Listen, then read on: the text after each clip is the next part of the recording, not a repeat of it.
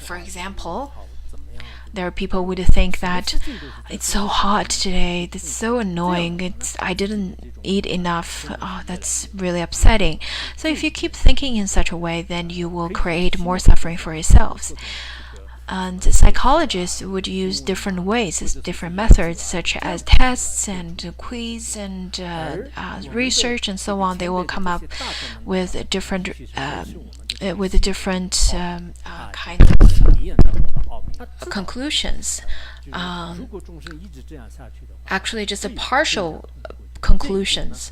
However, the previous masters, because they already understood the secret of the mind, let it be ultimate or relative. If the sentient beings continuously to familiarize themselves with such kind of thinking, the suffering will continuously to grow. That's something you probably already felt.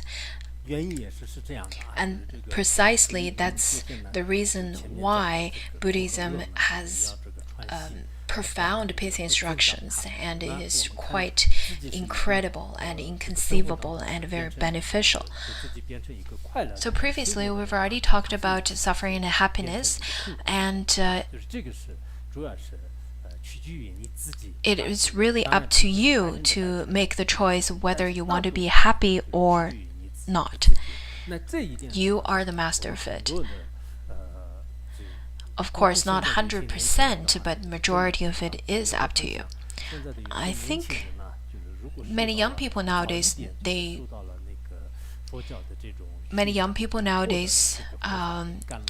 if they could receive the Buddhism education at an early age, then they will be able to suffer less, and they will be able to have more smooth roads in their life.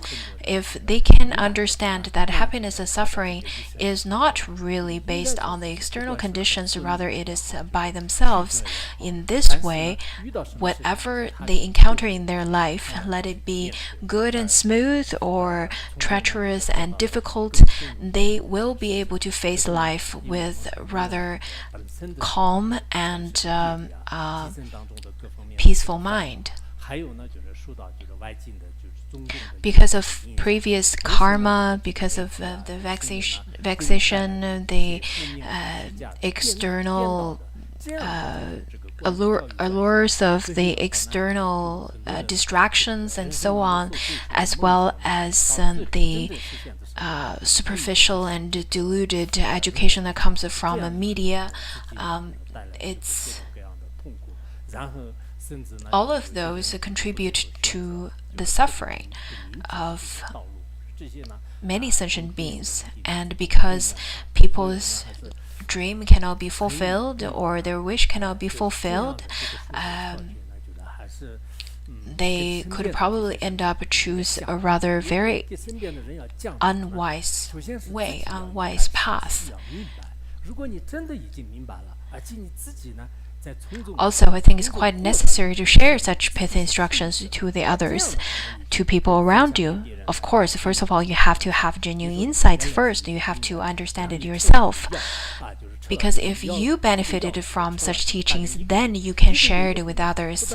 Just like if you are a patient, after taking the medicine, then you are cured, and also you get more healthy, and then whomsoever you see around you, whomsoever are suffering from the same illness, you would recommend that kind of medicine to the others.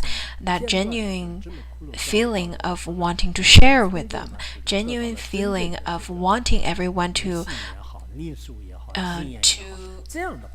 be happy. Not only that you are probably willing to share with others, while you're sharing with the others, your own insights could also increase.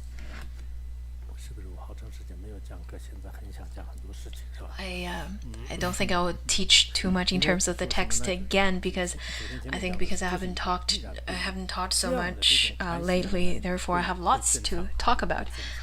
那到一定的时候，就主要是这里讲的痛苦，就是因为刚才前面虽然他讲的是苦乐。Previously, in the text, it talks about happiness and suffering. Talk about how people would habituate oneself with the thoughts of "oh, poor me," "oh, I'm so annoyed," and so on. And if you habituate yourself with such kinds of thoughts, then you will suffer even more.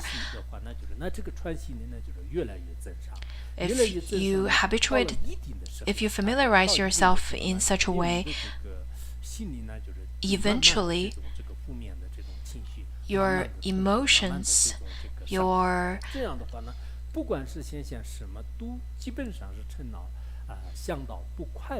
emotions and different kinds of sufferings will become even more painful. Whatever things you can get, even if they are happiness, if they are wealth, if they are success, whatever they are, can also become the cause of suffering, of unhappiness as well.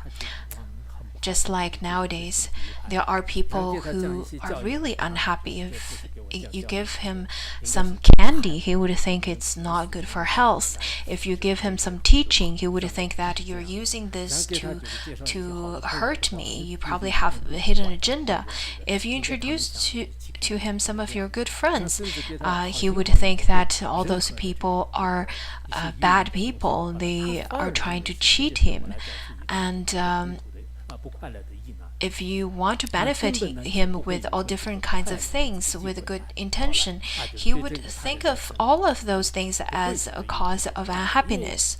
So for such kind of person, there's really no chance to gain any happiness. His whole life won't be happy at all because he practices on achieving suffering. Because mind has such kind of function. If you keep thinking that I'm not happy, you won't be happy. If you keep thinking that, oh, it's good, I'm happy, then you will be happy. The modern psychologists also agree with this teaching as well. Just as the other day I talked about a reverse thinking versus traditional thinking. In fact, familiarizing yourself with the different ways of thinking is quite important. And it's very closely related. The great masters in the past from Tibet, where the technology is rather not so developed in the rural area, they've already discovered the secret of the mind. That is why people are so interested in the teaching of practice, especially Westerners. This teaching, in fact, was translated into many different languages, and that is one of the reasons. The Westerner, in the West, everything's so developed. They should be very happy, but that's not really true. Their pressure, their stress, and many kinds of mental suffering is cruciated. However, in Tibetan Buddhism, there are so many different methods. You can meditate, you can practice Tonglen, or you can practice great compassion, bodhicitta meditation, and all of those kinds of methods would be very helpful to them. And therefore, the Westerners really enjoy all these kinds of teachings and methods. Yes, in Tibet, maybe we don't have developed economy or technology. However, from the historical point of view, there were many great masters who attained great achievement in terms of the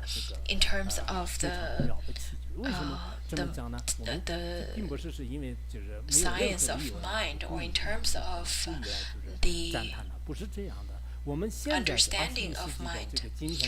I'm not boasting about it. I'm not praising because of some untruthful things that I made up. But we can see it through texts like this. This is the fact, because if in rural areas in Tibet that is really underdeveloped, people like the people such as the great masters like this, they have such understanding of the mind in such depth, including many of the Tantra teachings that we've learned recently.